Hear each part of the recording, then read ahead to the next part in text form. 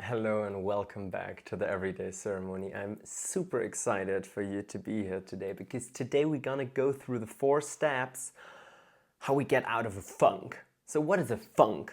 A funk is kind of like an emotional or mental state that we are identified with that is extreme. In a certain way, we're not at ease, we're not balanced, we're not relaxed. We're either on the side of stressing out, reacting, or repressing something, not moving, being frozen, stagnating, procrastinating. So it's either this incredible urge to do something from a place of stress and agitation and constriction and us not wanting to be where we are, or it is the hiding away from ourselves because we do not feel deserving, we do not feel enough. So it is not being at ease. That's what I like to call a funk, because from that space we cannot really create, we cannot really serve, we cannot really express ourselves freely. So how do we get out of that funk? First step, a most important step that most people skip, but crucial, foundational step, arriving in the funk. The biggest mistake we can do is trying to get out of the funk. Why do we need to arrive in the funk? Because only what we are aware about, only what we can see, we can change, we can shift, we can transform. One very naughty thing about the funk is that it does not want to be seen. It keeps us so agitated and reactive or repressive, like outwardly focused on fixing something, doing something, or inwardly closed and constricted, that we do not even realize that we are in a funk oftentimes. So first thing, accepting that we are in a funk, arriving in that funk. How can we do that? Gotta take a pause. Most important thing. If you do only one thing today, take a pause. Take a pause from your day-to-day stuff that you're doing. Some of that stuff might be causing you stress, so take a pause. Take a step back. Arrive in the here and now. Arrive in your body and allow yourself to feel the funk, to feel the fear, to feel the doubt, the worries, the overwhelm, the confusion, all that good stuff. Allow yourself to feel it. You can do that by taking a few breaths.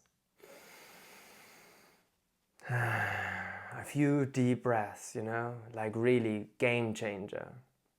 Sit down, meditate, close your eyes, just become aware of where you're at. Feel into your body. Sit down and start writing what you're experiencing. Start describing your experience. Just arrive in the funk, step number 1.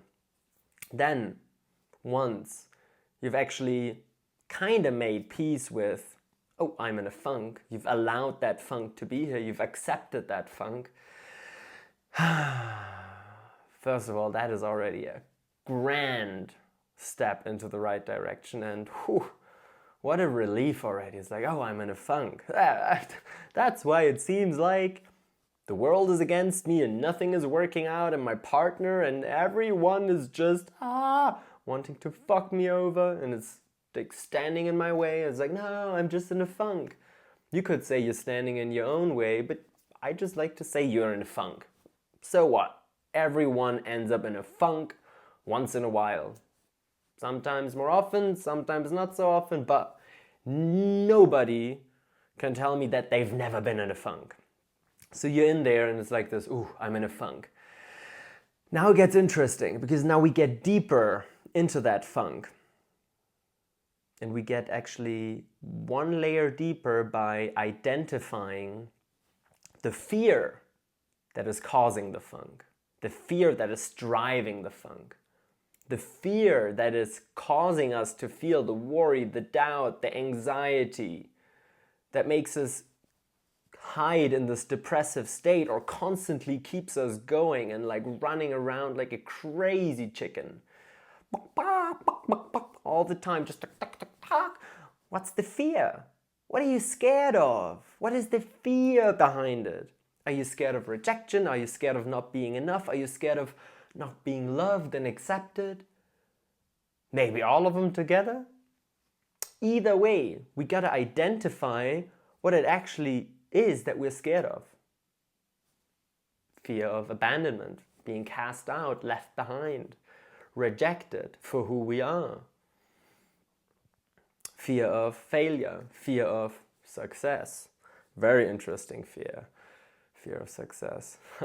Catch myself in that one quite sometimes. Fear of death. What if I don't do enough in this lifetime and then I die? But that's kind of also fear of not being enough. So they are all kind of interconnected, but we want to identify a fear. And again, what do? We drop into the body and we track down the fear. Like, where in the body? Like, now that we've identified there is a funk, where is the funk? Where is the fear? Where, you could even say, is the trauma? Fear, trauma, very similar things.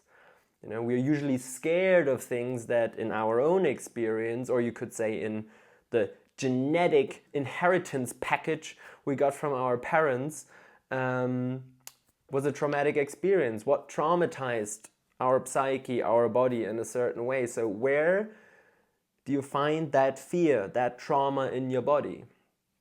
And you drop in there and you feel that and you connect with that. You identify the fear. And you can put a name on it, you cannot put a name on it. Just feeling it within your body, that's what is important. Identifying it, tracking it down, experiencing that. And that takes us right into step number 3. And I love that part. I really, really love that part, because that is about fulfilling the fear's needs. What does this fear need? Why does this fear actually keep asking for your attention? Through worry, through doubt, through anxiety, through hiding away, through being exhausted, through being crazily focused, addicted almost to a certain idea in your head. And that is just a few of them. There's many, many more ways that this fear is asking for your attention. So why? What does this fear need? What does this trauma actually need to soothe itself? How can you soothe that fear, that trauma? Oftentimes it is patience, time and space to be expressed, care, nourishment, tenderness, understanding, softness, compassion, intimacy with ourselves, sensitivity, mindfulness. There's so many beautiful gifts that you can share with yourself in that moment and that you can share with that fear. And 4th step really is realizing that you can be free within the funk. You can be free within that process. That process actually is just constricting and overwhelming and like really feeling like it's wrong as long as we fight it, as long as we perceive it as wrong. The moment we actually perceive, being in a funk is the opportunity for me to identify a fear within my system, to identify a trauma that is still held within my body, and I actually get the invitation and the opportunity to take care of that fear, to take care of that trauma. The curse that we thought the funk was turns into a gift. And it's a gift to yourself. And it's a gift that you can make to yourself over and over and over and over again. It's the gift of self-love, of self-care, of tenderness, of practicing patience, compassion, unconditional attention and love towards yourself. That is step number 4, is like really finding and rediscovering the freedom within the process, within the funk. So I'm going to repeat those 4 again for you. First of all, arrive in the funk. Second, identify the fear beneath the funk that is causing the funk, driving the funk. Number 3, fulfill the need of that underlying fear. And 4, You find freedom. You realize the freedom within that process. And all of a sudden, being in a funk is not an issue anymore, but it is this beautiful process of becoming more intimate with yourself. And holy fuck, what a gorgeous journey that is. So that's what I got for you today. If you personally want to deepen your relationship with yourself, with your shadows, with your gifts, how you can really create, live, serve, express yourself more freely, more authentically, more as the unique gift that you are, you can always book a free session with me.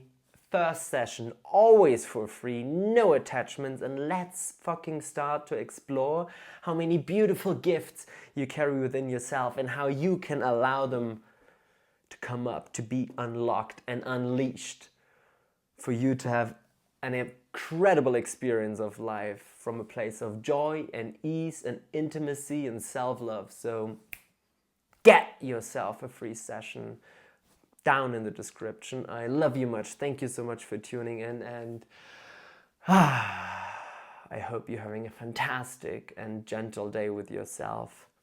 See you next time. Mwah!